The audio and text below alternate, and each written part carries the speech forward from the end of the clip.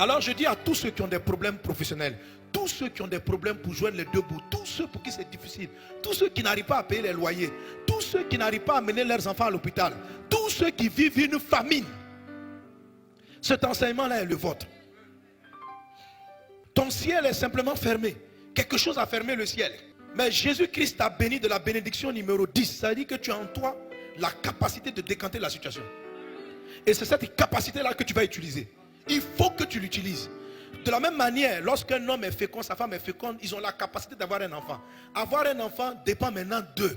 Une fois que Dieu a ôté le problème de la stérilité, ça dépend de vous. C'est vous qui faites votre planification. Tu dois ouvrir ton ciel. On peut passer par une situation où il ne pleut pas. On dit saison de pluie, saison sèche. Mais même quand on est en saison sèche, on est serein parce qu'on sait que la pluie va venir après. Mais la famine, c'est lorsque les saisons sont déréglées. Là où il devait pleuvoir, il ne pleut plus. Et puis là où il ne pleuvait pas encore, il ne pleut plus. Donc la pluie s'arrête totalement. Elle n'obéit plus au cycle. Et ça enchaîne, parce que le ciel est fermé, et ça enchaîne une famine. Et il y a beaucoup de gens dans cette église, et toi qui me suis en ligne, qui traversent une famine. Ça c'est sur le plan matériel. On peut mettre toutes sortes de sujets, mais quand une chose est nécessaire, c'est quoi la famine? La famine, ce n'est pas simplement la privation de besoins luxueux.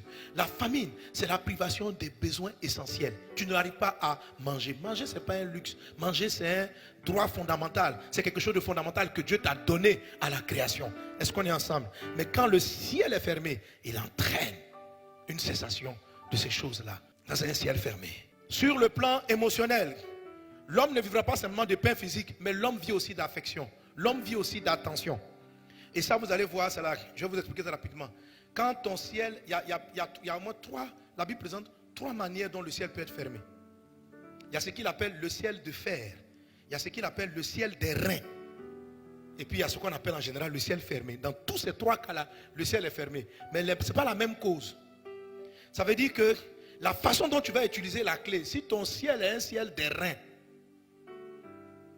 la manière dont tu vas résoudre ce problème-là, ton ciel peut être fermé, les écluses sont seulement fermées, mais ton ciel peut être fermé par les reins, le cuivre. Et je vais te montrer rapidement tout à l'heure que ça te donne une famine affective. Manque d'amour.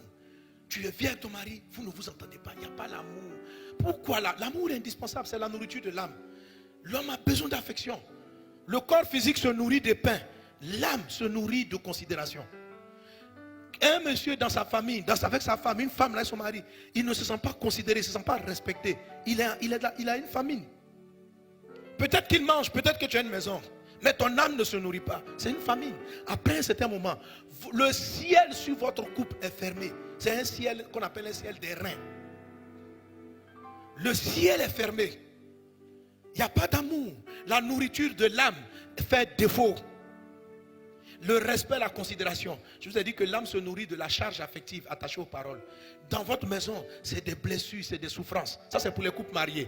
Pour des gens qui ne sont pas mariés, quand le ciel est fermé des reins, et en ce moment, la terre vit une situation pareille. Il y a comme un ciel des reins sur les familles. C'est très difficile de se marier.